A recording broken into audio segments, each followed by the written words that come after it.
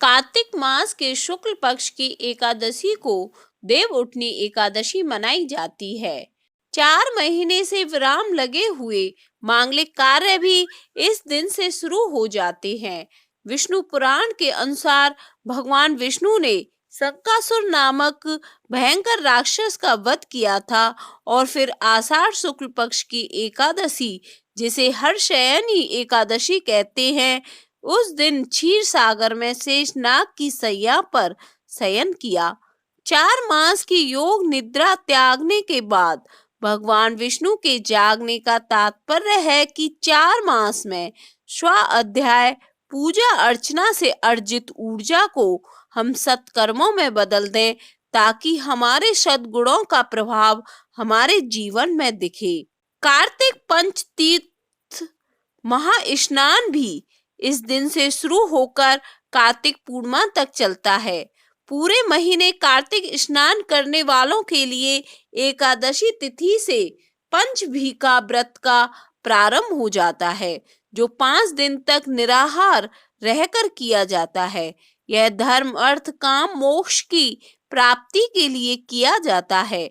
पद्म पुराण में वर्णित एकादशी महात्म्य के अनुसार देव उत्थान एकादशी व्रत का फल 1000 अश्वमेध यज्ञ और 100 राजसूय यज्ञ के बराबर होता है। एकादशी तिथि का उपवास बुद्धिमान, शांति प्रदाता व संतति दायक है। इस दिन पवित्र नदियों में स्नान व भगवान विष्णु के पूजन का विशेष महत्व है। इस व्रत को करने से जन्म जन्मांतर के पाप क्षीण हो जाते हैं तथा जन्म मरण के चक्र से मुक्ति मिलती है। इस दिन संध्या से पहले पूजा स्थल को साफ सुथरा कर लेते हैं। चूना व गेरू से श्री हरि के जागरण के स्वागत में रंगोली बनाते हैं। घी के 11 दीपक देवताओं के निमित्त जलाएं। द्राक्ष, ईख, अनार, केला, सिंघाड़ा, लड्डू, पतासे, मूली आदि ऋतुफल एवं नवीन धान्य इत्यादि पूजा सामग्री के साथ रखें। यह सब श्रद्धा पूर्वक श्री हरि को अर्पण करने से उनकी कृपा सदैव बनी रहती है। इस दिन मंत्रोच्चारण, स्तोत्र पाठ, शंख, घंटा ध्वनि एवं भजन कीर्तन द्वारा देवों को जगाने का विधान है। उठो देवा बैठो देवा कहकर श्री नारायण को उठाएं। श्री हरि को जगाने के पश्चात उनकी षोडश उपचार विधि से पूजा करें। सुख सौभाग्य में वृद्धि के लिए प्रभु का चरणामृत अवश्य ग्रहण करना चाहिए। ऐसा माना जाता है कि चरणामृत सभी रोगों का नाश कर अकाल मृत्यु से रक्षा करता है, सभी कष्टों का निवारण करता है। देवउठनी एकादशी के दिन विष्णु स्तुति, शालिग्राम व तुलसी महिमा का पाठ व व्रत अवश्य रखना चाहिए। विष्णु पुराण के अनुसार किसी भी कारण से, चाहे लोभ के वशीभूत होकर या मोह के कारण, जो एकादशी तिथि को भगवान विष्णु का अभिनंदन करते हैं, वे समस्त दुखों से मुक्त होकर जन्म मरण के चक्र से मुक्त हो जाते हैं। कहा जाता है कि विष्णु जी जागने के पश्चात सबसे पहले तुलसी की प्रार्थना सुनते हैं। इस दिन तुलसी और विष्णु जी के विग्रह स्वरूप शालिग्राम का विवाह किया जाता है। तो आइए जानते हैं विष्णु जी और तुलसी का विवाह क्यों किया जाता है। पौराणिक कथा के अनुसार वृंदा भगवान विष्णु की अनन्य भक्त थी। उनका विवाह जलंधर नामक राक्षस से हुआ था। सभी उस राक्षस के अत्याचारों से उद्विग्न थे। जब देवों और जलंधर के बीच युद्ध हुआ तो वृंदा के सतीत्व के कारण उसे मारना असंभव हो गया। सभी देवों ने इस बारे में विष्णु जी से सहायता मांगी। विष्णु जी जलंधर का रूप धारण करके वृंदा के समक्ष गए। नारायण को अपना पति समझकर वृंदा पूजा से उठ गई, जिससे उनका व्रत टूट गया। परिणाम स्वरूप युद्ध में जलंधर की मृत्यु हो गई। जब इस बात का पता वृंदा को चला तो उन्होंने विष्णु जी से कहा कि हे नारायण, मैं जीवन भर आपकी भक्ति की है मैंने। फिर आपने मेरे साथ ऐसा छल क्यों किया? विष्णु जी के पास वृंदा के प्रश्नों का कोई उत्तर नहीं था। वे चुपचाप खड़े होकर सुनते रहे और वृंदा की बात का कोई उत्तर ही नहीं दिया। उत्तर प्राप्त न होने पर वृंदा ने क्रोधित होकर कहा कि आपने मेरे साथ पाषाण की तरह, पत्थर की तरह व्यवहार किया है। आप पाषाण के हो जाएं, यानी कि आप पत्थर के हो जाएं। वृंदा के द्वारा दिए गए श्राप के कारण नारायण पत्थर के बन गए, जिससे सृष्टि का संतुलन बिगड़ने लगा। तब सभी देवों ने वृंदा से प्रार्थना की। उनकी प्रार्थना को स्वीकार करते हुए वृंदा ने नारायण को क्षमा कर दिया और सती हो गई। उनकी राख से एक पौधा उत्पन्न हुआ तो तुलसी कहलाया। विष्णु जी अपने द्वारा किए गए छल के कारण पश्चाताप में थे, जिसके कारण उन्होंने अपने एक स्वरूप को पत्थर का कर दिया। उसके बाद विष्णु जी ने कहा कि उनकी पूजा तुलसी दल के बिना अधूरी मानी जाएगी। वृंदा का मान रखते हुए सभी देवों ने उनका विवाह पत्थर स्वरूप विष्णु जी से करवा दिया। इसलिए तुलसी और शालिग्राम का विवाह किया जाता है। इस दिन शालिग्राम संग तुलसी 7 फेरे लेंगी। इस दिन से तुलसी विवाह के साथ ही विवाह के शुभ मुहूर्त आरंभ होते हैं। इस दिन तुलसी का विवाह विधि पूर्वक भगवान शालिग्राम के साथ किया जाता है। मान्यता है कि जो व्यक्ति तुलसी विवाह का अनुष्ठान करता है, उसे कन्यादान के बराबर पुण्य फल मिलता है। हिंदू धर्म में तुलसी विवाह का एक खास ही महत्व है। तुलसी विवाह हर साल कार्तिक माह शुक्ल पक्ष की एकादशी के दिन किया जाता है। कई जगह द्वादशी के दिन भी तुलसी विवाह किया जाता है। इस एकादशी को देवउठनी एकादशी भी कहते हैं। तुलसी विवाह की तैयारी इस तरह से करते हैं कि तुलसी के पौधे के चारों ओर मंडप बनाएंगे।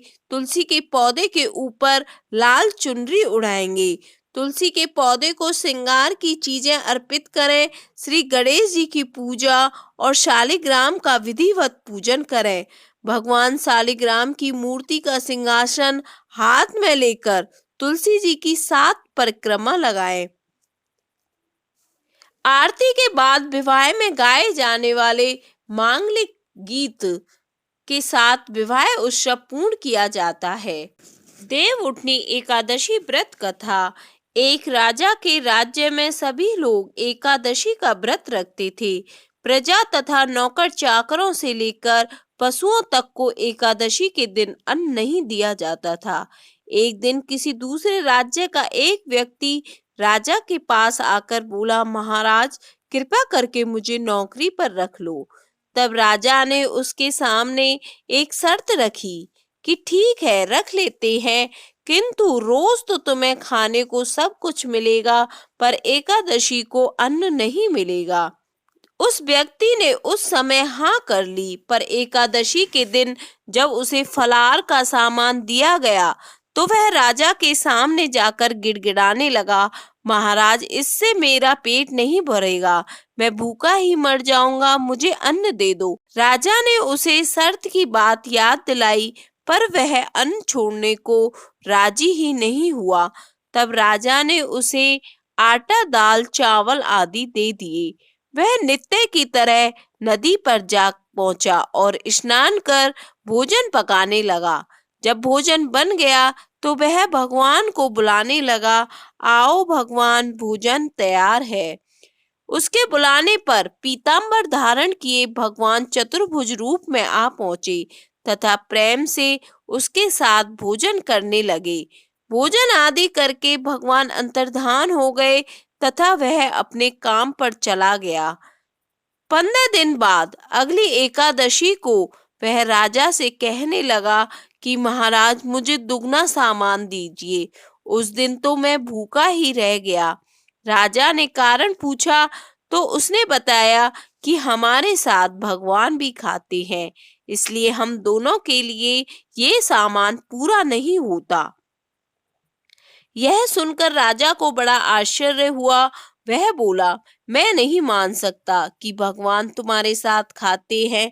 मैं तो इतना व्रत रखता हूँ, पूजा करता हूँ, पर भगवान ने तो मुझे कभी दर्शन नहीं दिए।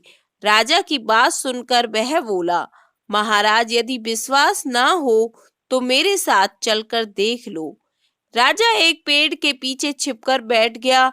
उस व्यक्ति ने भोजन बनाया तथा भगवान को शाम तक पुकारता रहा, परंतु भगवान नहीं आए। अंत में उसने कहा, हे भगवान, यदि आप नहीं आए तो मैं नदी में कूदकर प्राण त्याग दूंगा। लेकिन भगवान नहीं आए। तब वह प्राण त्यागने के उद्देश्य से नदी की तरफ बढ़ा। प्राण त्यागने का उसका दृढ़ इरादा जानकर शीघ्र ही भगवान ने प्रकट होकर कहा और उसे रोक लिया और साथ बैठकर भोजन करने लगे। खा पीकर वे उसे अपने विमान में बैठाकर अपने धाम ले गए।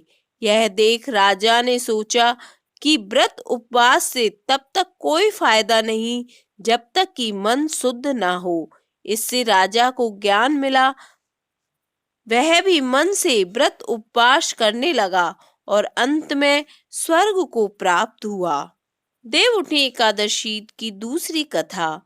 एक राजा था, उसके राज्य में प्रजा सुखी थी।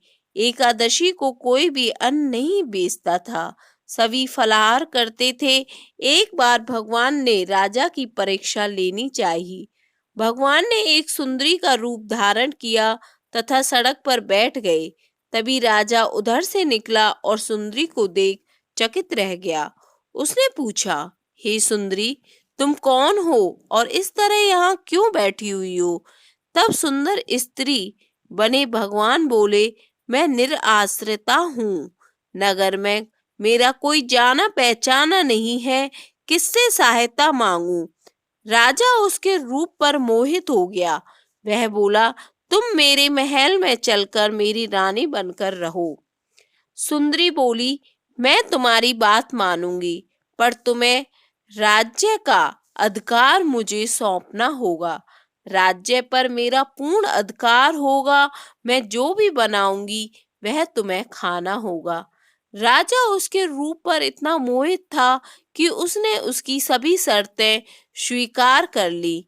अगले दिन एकादशी थी। रानी ने हुक्म दिया कि बाजारों में अन्य दिनों की तरह अन्न बेचा जाए। उसने घर में मांस, मछली आदि पकवाए तथा परोसकर राजा से खाने के लिए कहा। यह देखकर राजा बोला, रानी, आज एकादशी है, मैं तो केवल फलाहार करूंगा।